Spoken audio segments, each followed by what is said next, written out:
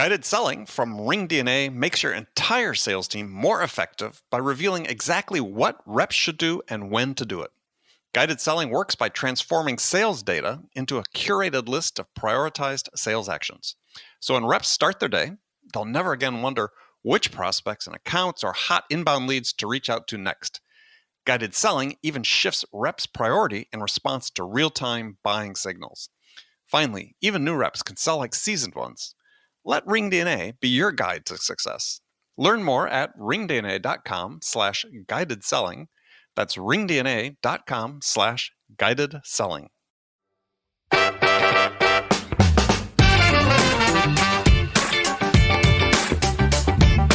It's interesting. If I sit down with the average sales leader and say, okay, look, we go through this exercise, and they hate it, by the way. So we go through this exercise and say, okay, we're going to list your skills. And so they get to about 5 or 6 and they're done. Like, okay, I'm done. I'm like, you're not done. You just started. I'm like, oh, shoot. So we say, look, what about pricing in the marketplace? Is that a skill? What's required there? And they go, okay, I get it. So we start going. And if I facilitate it, I'll get them to 60, 70, or 80 skills easy. No problem. Hi, friends. Welcome to the Sales Enablement Podcast. I'm your host, Andy Paul. That was Roger Connors. Roger's a top thought leader on organizational performance, and he's a 4 times New York Times and Wall Street Journal best-selling author. And in this episode, we're going to talk about his latest book, Get a Coach, Be a Coach. So we're talking about coaching, as I just said, but not in the conventional sense, because Roger believes that outdated, old school, or one-on-one professional coaching models make good coaching scarce, expensive, and hard to justify, meaning it works for a few but not for the many. Meaning that, if you're waiting for your employer to coach you to improve performance, you're going to need to adjust your expectations. So what's the answer? Well, Roger and I have a conversation about his new proposed model for coaching called self-directed performance coaching. In essence, you have to take responsibility for finding the coaching that you need at particular moments. So we dive into the 5 triggers that Roger has identified for triggering you to seek out coaching. We talk about how to find the coach you need and how to make sure you're addressing the most important thing that you need coaching on, that you need to get better on in that moment. So all this and much, much more. Before we get to Roger, let me ask you a favor. If you're a regular listener to the show, or perhaps this is the first episode you've listened to, and if you haven't had the chance yet to rate and review our program, it'd be doing me a big favor if you could do that right this moment. If you could leave a review for us on iTunes or a rating wherever you listen to podcasts, I'd certainly appreciate that. So thank you very much. All right, let's jump into it with Roger Connors. Roger, welcome to the show. Well, thank you. Good to be with you. Yeah. So where have you been hiding from the storm? Working from my office a lot. So the good news about Zoom is I don't have to fly everywhere anymore. I can just Zoom in. That's great. Well, do you think that's going to be a permanent change for you? Because, you're out meeting clients. I do think there's a pivot here happening, and something of a hybrid model is going to occur, but definitely will probably be Zooming more than I ever thought I would. And good or bad? I think there's good to it. I mean, I think the ability to get around quicker, have more impact that the digital interface offers is great. I don't think 100% of that is good. I think there's some stuff that only happens when you're face to face, and I'm looking forward to that returning. Yeah. Well, the thing I sort of find interesting about a lot of the evangelism, if you will, about, hey, we can do everything virtually, is, this technology didn't emerge during the pandemic. It's been around for years with Zoom. Adoption was increasing where people are using it more frequently. But if it was such a good idea, why didn't we all do it beforehand? That is a good question. And I do think in my industry, organizations are going to be thinking twice about bringing everyone together, the cost, the amount of time, energy, effort, resources involved in doing that. It's going to happen less frequently. And everyone's wondering, why did we not think about this before? So I think there are some positive pivots that are happening, and we'll end up with a hybrid model that's probably more effective. Yeah. No, it's. Well, I think companies do a lot of things without and we're going to talk about this in, in the conversation, but they do a lot of things without, seeing if there's a return on doing it. Right. I mean, what's the value? Like sales kickoff meetings. What's the value of getting everybody together to bring in a high price speaker to talk for, people like me actually, and you to talk for 45, 50 minutes, which people promptly forget everything they spent or they said. Yeah. Exactly. And I think too that, we are creatures of habit, and we fall into practices. We tend to like to annualize whatever we do. We do it once, it works, we think we should do it again. And I think becoming more deliberate and conscious about, okay, what are we doing? Why are we doing it? What's the impact we want to have? That's what's happening now. This is causing everyone to be rethinking, is this effective? I think what will emerge, I'm actually excited, because I think what will emerge is a new model of distributed work that will be more effective in the long run and will have better impact. The harder part of that will be organizations trying to figure out, how do we maintain culture in a distributed work model. But I think that's going to be a positive. Yeah, well, curious, why do you think that's the case? Not that I don't think it's going to be the case. I mean, just certain realities I think are we're going to confront with this. But how do you think that will be a net positive? Well, I think I won't call it work from home, but work from anywhere. Right. Philosophy is going to be a differentiated advantage for organizations that offer it, because I think this millennial generation, particularly, it makes up half the workforce now, 3/4 of the workforce in 5 years, has a preference towards that model. It also lends to more self-directed work environment, which again, that demographic likes. So I think it's a coming of age for this new labor force that was going to happen at some point. This just accelerated it. Yeah, I guess the question it raises in my mind is we can have a large fraction of our workforce say this is what we'd prefer to do.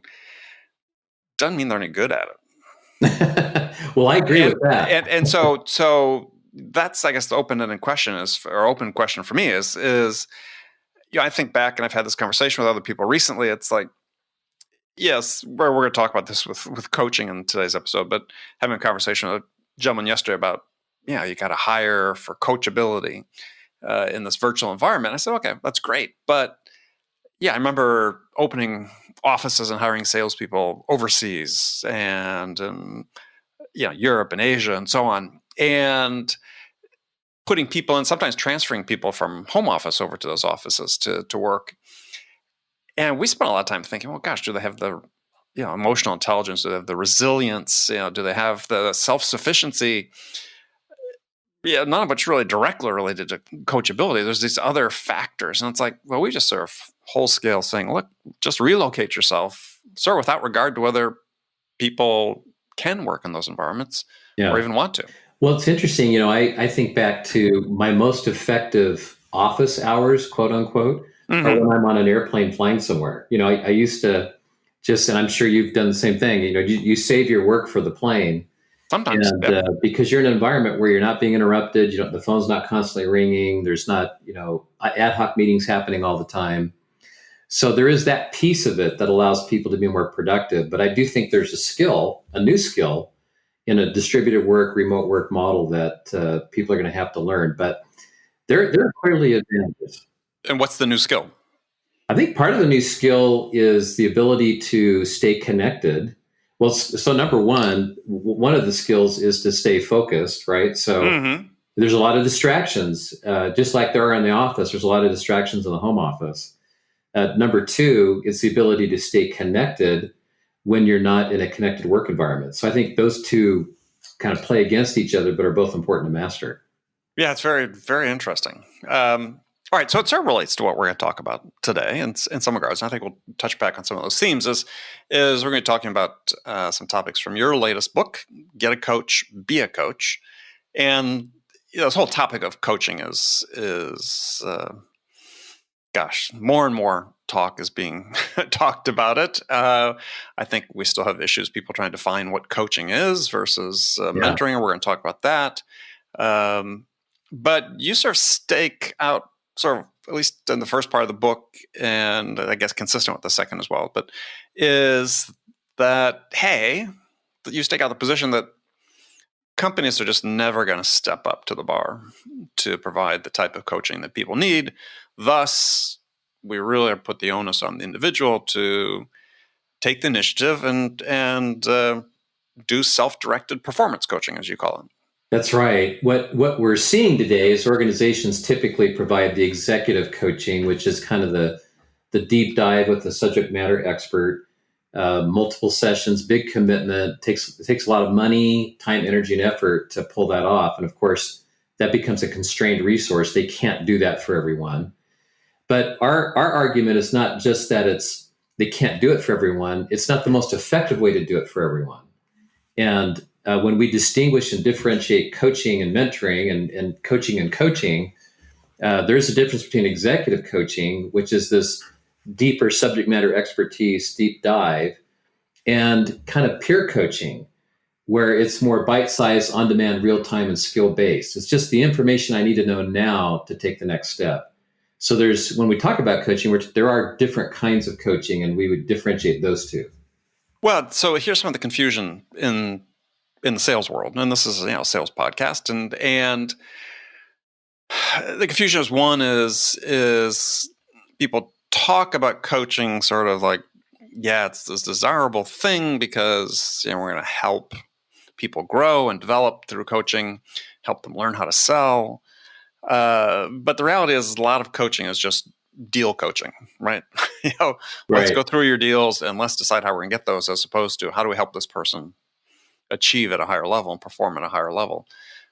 So there's sort of that, and then we've got the whole mentoring thing. But I feel like a little bit in the book is, because I think in this context of sales, is that we're letting employers off the hook awfully easy because I think that as long as we're structured the way we're currently structured, that organizations are going to be loath to make the investment that they need to scale coaching. But you yourself talk about in the book is that you quote at least one study with huge returns, average returns in terms of doubling of performance, in a large fraction of cases. And if that's the case, then the expense of coaching is nothing, right? I mean, even in sales, where one study shows that the effective uplift from coaching, or the average uplift from effective one-on-one coaching, is 18% improvement in performance. Sorry, that's easy for me to say today. Is well, hell, if everybody gets 18% improvement, you're foolish not to invest in coaching. The return is obvious.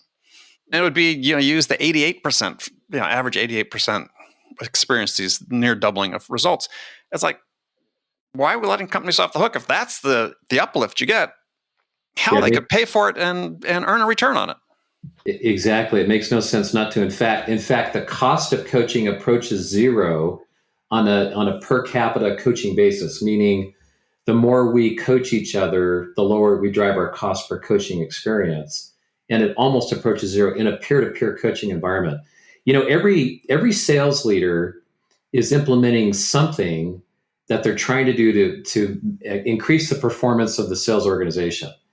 And sometimes it's formal sales training, sometimes it's other initiatives. But without coaching, what happens is that Ebbinghaus effect happens, which means within about 2 days after hearing it, whatever it is, we retain about 12%. Yeah. After about 30 days, it's down to 2%. Right, the forgetting curve, right? The forgetting curve. So what you have to do when you add coaching to that equation, it's an accelerator that causes people to really get what they need. And here's the other idea behind it. When a sales leader is trying to make things happen in their organization, they're focusing on kind of the learning component. Like, how do we get people to learn this new skill, do this differently, whatever it might be, kind of focus on the strategic initiative. And then there's the performance part of it, which is out in the field, we're practicing, we're getting it done, which some of that mentoring you talked about happens. But coaching brings those two together. The learning and performance wheels overlap each other. And so we're coaching to perform. And that's an accelerator for any sales organization that's trying to get stuff done. Yeah. and I agree. But so here's my take on it is, and I've been doing this for a really, really long time, managing teams and so on. But we seem to have reached this point where we haven't fundamentally, despite all the technology that's flowed into business and sales in particular, we haven't fundamentally changed how we manage and develop people in the last 100 years. If you look at a typical sales organization, you got VP of sales, you got director, you got frontline managers, da da da da da da. Right. But if you look at every other not every other, but if you look at, I use the example, professional sports organizations, these are performance-based professions, just like sales. And when you look at the way they've staffed those organizations, they have these increasing use of these very specialized coaches.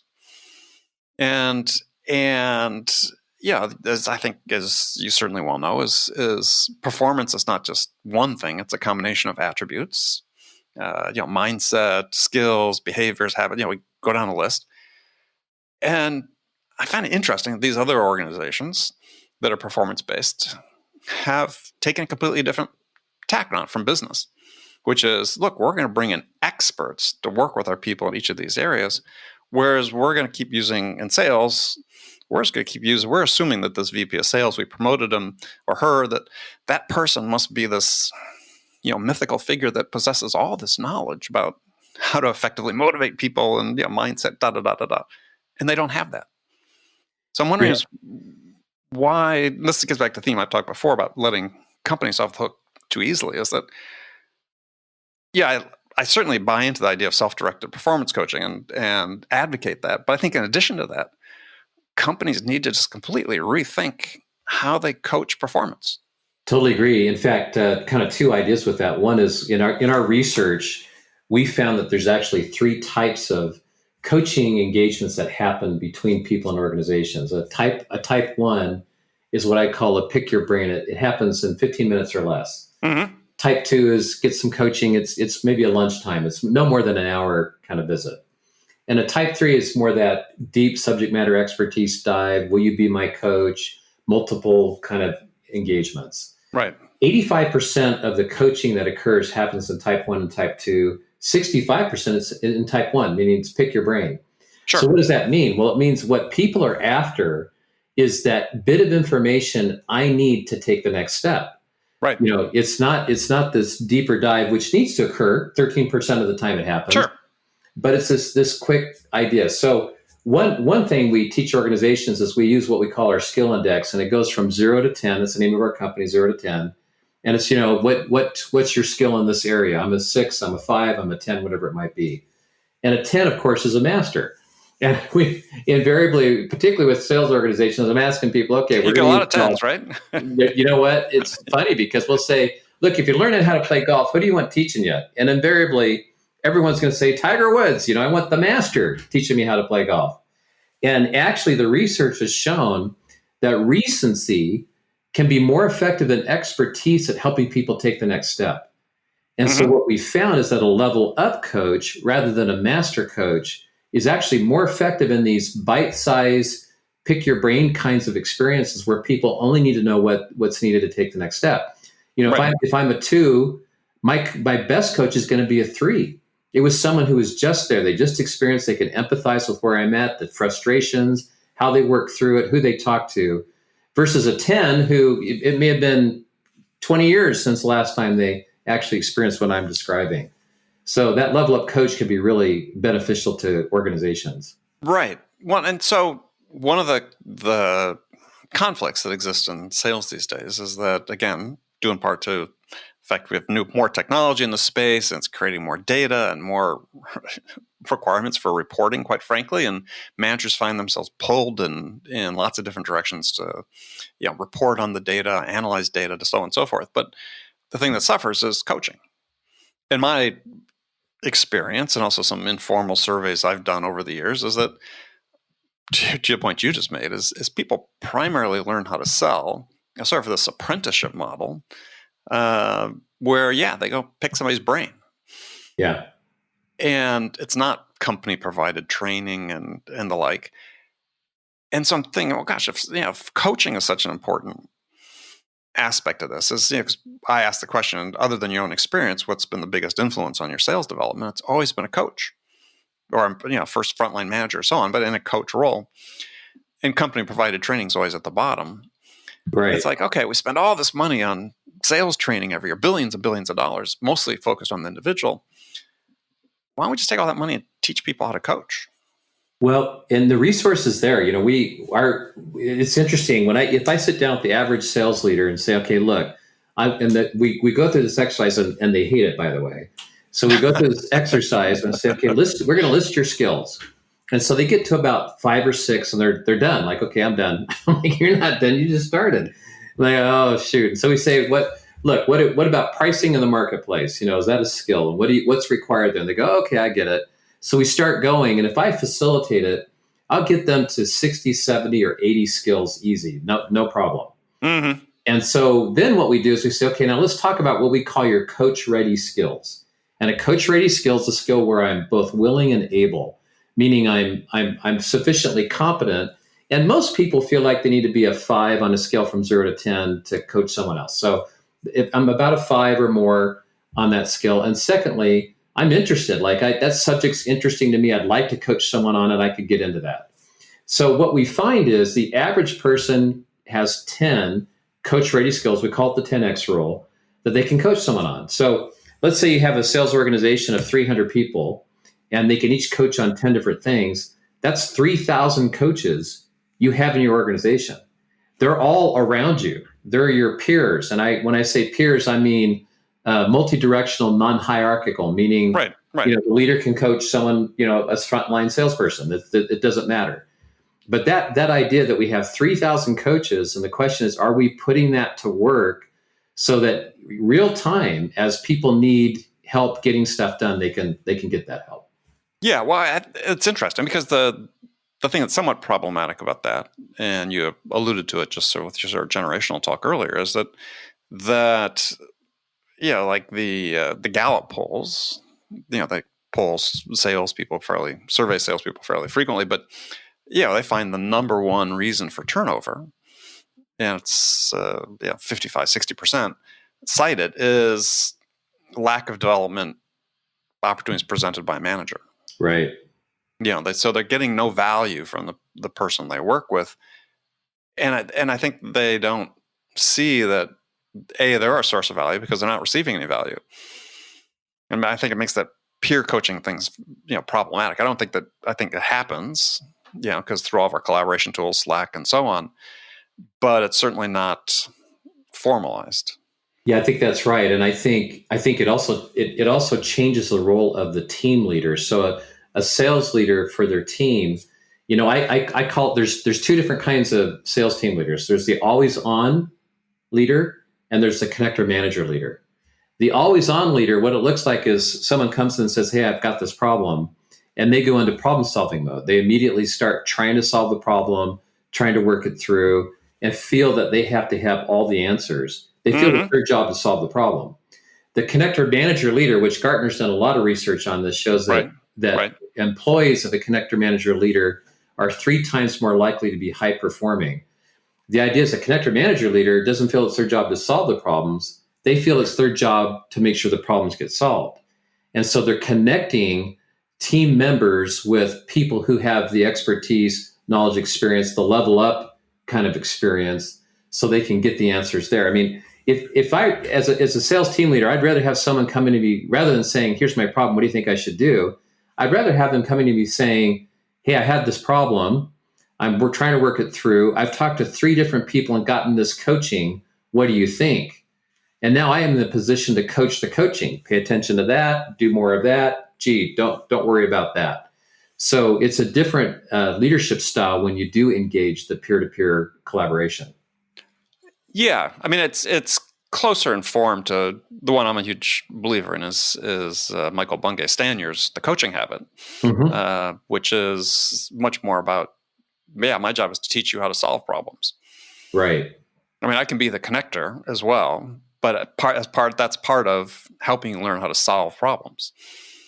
And I think that's as a coach, that seems like the most essential role in the development of the person, at least in my experience, is that, if I can help you learn how to solve these things and think about how to solve and think about what's really important to you in getting this done, then you're probably ahead of the game, and perhaps developing yourself to become a good coach. And the value add of that, it's not just getting people to be self-directed in their learning process with regard to that. It's then also realizing they have resources all around them that they can tap into to get coaching on the things that they're challenged with. We actually have this model called coaching triggers, and it's 5 conditions that we've discovered that these are the places where people ought to have the instinct to think coach. So if I'm in a sales organization and I'm doing something for the first time, I'd be thinking coach. Like, where's the learning others have gone through that can help kind of move me forward more quickly? Right. If I'm stuck with a customer, with a client, with a circumstance, I should be thinking coach. If it's something strategic, if I'm trying to accelerate it, speed it up, or it's a crush goal, I have a stretch goal that I want to attain. These are all the times when you should be thinking coach and have the instinct to reach out and get coaching. And by the way, since most of the coaching is only 15 minutes long, then I can have multiple coaches for something. I can reach out and get 3 different people coaching me in a very short period of time to get ideas and experience and knowledge transfer that's needed. Yeah, well, my thought when I was reading that part of the book was agreeing 100%, but it's become more problematic in our current environment, especially if we're going to be more work from anywhere, because so many of those conversations were sort of I'm just walking by your cubicle, or I'm walking by your desk, or your workspace, or whatever. The very spontaneous type things that happen, which suddenly become more planned by necessity when we're remote. Yeah, and so one way we've solved that is we actually created a digital software product that actually matches people. So you can be anywhere in the world, and you list what it is you're trying to work on. We call it your MIT, your most important thing you need coaching on. Right. And you can list that and hit the button, and boom, your coaches, these are the people that return to you, that the algorithm says these are folks who could be your coach. Consider reaching out to them, and then you manipulate the software to reach out. So you need some way in a distributed work model to take the place of those after meeting, before meeting, water cooler, in the hallway kinds of conversations. The digital approach is one way to do that. Yeah. Well, one of the things, again, I'm a huge believer in the self-directed performance coaching and self-directed learning. But quite honestly, we have sort of a problem with that in sales, is that not enough people take advantage of these, especially in today's world where there's so many resources available to help you do that, increasing numbers just in the last year in response to what's going on. And part of that is an interest to hear what you're seeing companies do in this regard, is that companies aren't subsidizing it. There's this expectation that you need to invest in your own success. And it's like, yeah, but maybe what are you stepping up to do, company? And are you seeing, so I started this, I think companies should provide stipends to people to take advantage of online courses and other things that are being provided by resources outside the company. Are you seeing that anywhere? I think so. I think we're seeing that more, but it's not a great learning model to just throw a ton of resources at someone and say, here are the 150 things you can refer to. Oh, I know. You gotta scan it. Right? You gotta vet it, and so on, right? But assuming that the managers and the team goes through the work in vetting, here's the range of things you can use, and there's gonna be accountability built into, and so on. I'm sorry, I should have made it clear, but you just can't do it open loop. But well, so my comment was, and no, I totally agree with that, and I do think organizations need to foster a culture and environment where they're supporting this notion of being self-directed in the learning process. But the key thing is when you're reaching out to get coaching, it helps you figure out, what do I need to focus on, and which of those resources should I tap into? It's interesting. When we watch people, when we started kind of our content creation part of this business, we did about 15 focus groups over about a year and a half. And we watched people engage their coach. We said, just go ask your coach for help. And it was crazy how ineffective that was. I mean, people were wandering, they were unclear. The coach had to ask 100 questions so they could figure out what's going on. So we created this model called the ABCs of coaching. And it's real simple. So what people do is when they're engaging their coach, and you'll see why I'm sharing this in just a second, they engage their coach to say, here's my MIT that I'm working on. The most important things. That's right. Here's my most important thing I need coaching on is breaking into this new market in pitching customers, right? So whatever it might be. I was going to ask a question about your MITs, though, first. Your most please. important things. Because you don't address it specifically in the book, but I think a lot of people, as you said, most people don't understand what their most important things are. So they really need coaching to understand what are the most important things that they need coaching on. Yeah, I think there's truth to that. I think, where we think we help with that is this coaching triggers model. So, right. You're doing something for the first time, stuck, strategic, accelerator, crush it. You need a coach. Like that's by definition, if you're doing that, you need a coach. We actually talked to one high performing team in an organization about 40,000 people. There were 20 people on the team, 18 responded. And we asked them, how often are you meeting one of these 5 conditions? Believe it or not, the numbers were something like 23. They were stuck on 23 things cumulatively. There were 30 things they were doing for the first time, 37 they wanted to accelerate. In all, in those 5 conditions, there were 170 coaching conditions that team had in their normal workflow as they're working through it. So the problem isn't, do I have enough things to, as you're implying, I think, are there enough things to need coaching on? The problem is, how do I identify which things I should get coaching on? That's what I was talking about. Yeah. How do you identify things? Because, first of all, these things should align, and you talk about this in your book, your most important things should align with the organization's goals. Exactly. And so, I understand the triggers part, but I think these overlie the trigger. It's like, okay, what are these 2, 3, 4 things that are my most important things that I absolutely need to learn, master, become proficient in, whatever, over the next X period of time. And that's so when we talked earlier about a connector manager leader, there's 4 roles that they play in our thinking. That's to ignite, coach, connect, and lead. And the coach role that they play is to coach MITs, exactly what you're talking about, making sure that we're focused on MITs, most important things that really do give us traction, move us forward, and make a difference. I think as people sort of think about, okay, how do I identify the things that are my most important things, I think it's really sort of like a sort of classic gap analysis that salespeople should be doing all the time with their prospects, which is, where am I now? Where do I want to be in X period of time? And what are the challenges that are preventing me from getting where I want to be from where I am to where I want to be? And then we say, run that. If you identify several of those, the average person has 13 coaching triggers. So we say, run those through the urgency filter. Where are the looming deadlines? Where is there the high visibility in the organization, high collaboration needs? Those are some of the things that help you, as well as urgency, kind of break those down. And we usually say, don't have more than 2. You should have 2 things that emerge as what we call your most important things you need to get coaching around. And you go pick those off. Yeah, I'd sort of think about that in the context of like that, what the Eisenhower grid they call it, or quadrants, with the urgent versus important. Right. Sort of fits in that almost. Yeah, for sure. And then when you do go engage your coach, I was saying that we've seen that process be fairly ineffective. We call it informing the ask. Yeah. And so what we suggest people do is we created this thing called the ABCs of coaching. Say, here's what I'm working on. I'm a 2 on a scale from 0 to 10. I want to be a 5 by the end of September. I've read a book called Pitching New Customers. That's where I'm at. So immediately a coach in 30 seconds can either say, I'm not the right coach, or here's someone else that could coach you, or let me ask a couple more qualifying questions, or just begin coaching.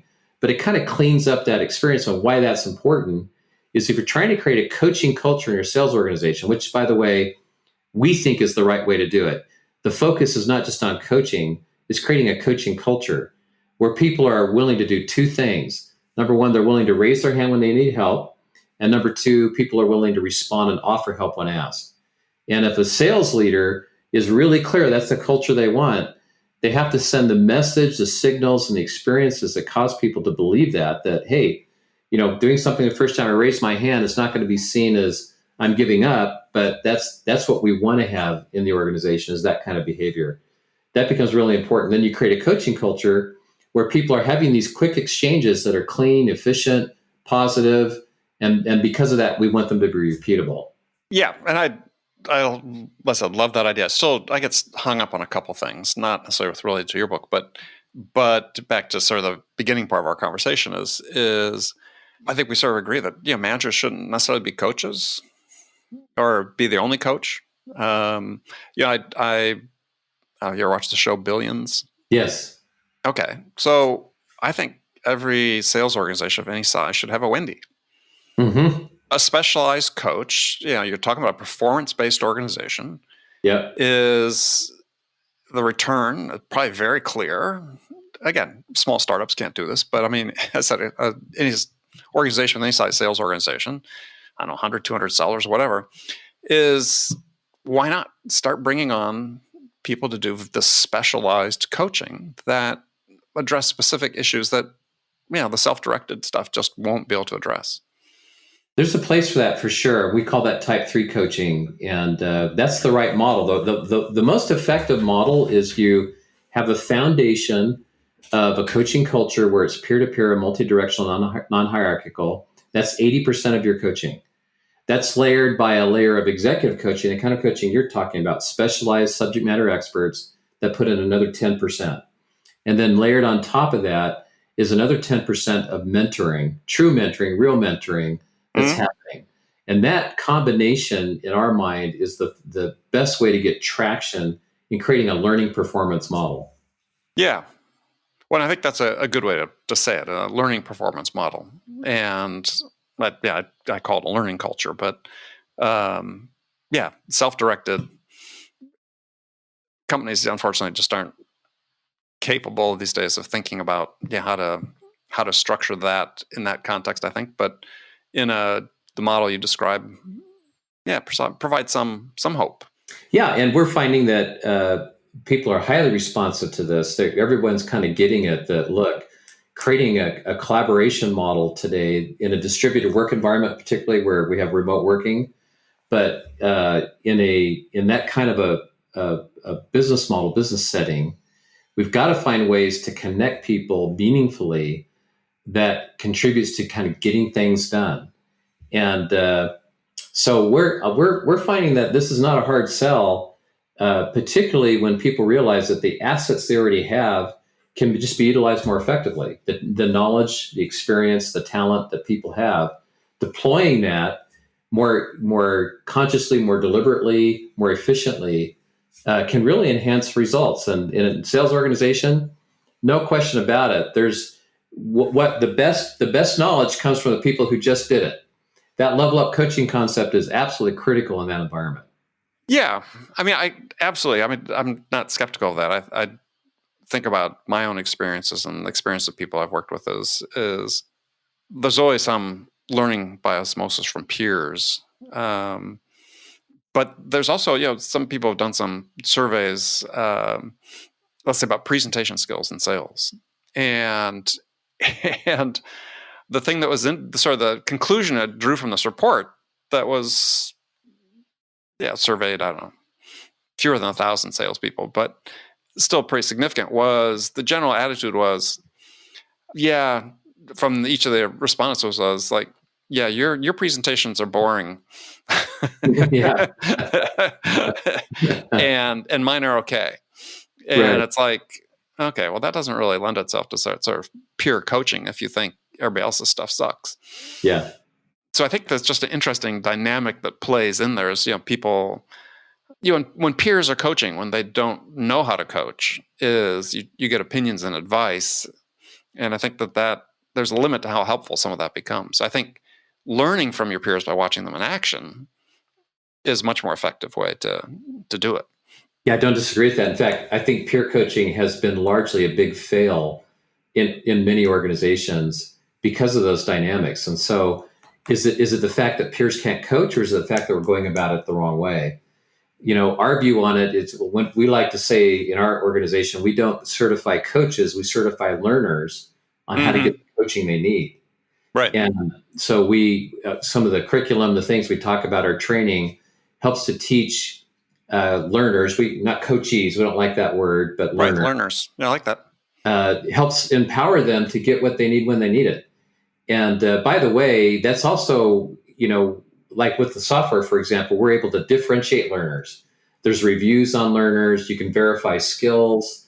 I mean, so now when you start optimizing on peer coaches, you start thinking, okay, are there differences between peer coaches? Are some better than others? It's different topics. And all of a sudden now the software can start differentiating, what's good, what's not as good. And that helps to make that peer coaching experience more efficient, more successful. Very interesting. All right. Well, Roger, thank you so much for joining us. We've run out of time here today, but how can people connect with you and learn more about what you're doing? So please feel free to go to zeroto10.com. It's zerototen.com, or connect with me on LinkedIn. Roger Connors, be happy to connect with you there as well. All right. Roger, thank you so much. Thank you. Really appreciate it. Okay, friends, that's it for this episode. First of all, I want to thank you for taking the time to listen. Ever so grateful for your support of this show. And I want to thank my guest, Roger Connors, for sharing his insights with us today. If you enjoyed this episode, please subscribe to this podcast, Sales Enablement with Andy Paul, on iTunes, Spotify, or wherever you listen to podcasts. And if you could also leave us a rating or a review and let us know how we're doing, well, we'd certainly appreciate that. You can do all that on your phone in less than a minute as soon as this episode is over. So thank you for your help. And thank you so much for investing your time with me today. Until next time, I'm your host, Andy Paul. Good selling, everyone.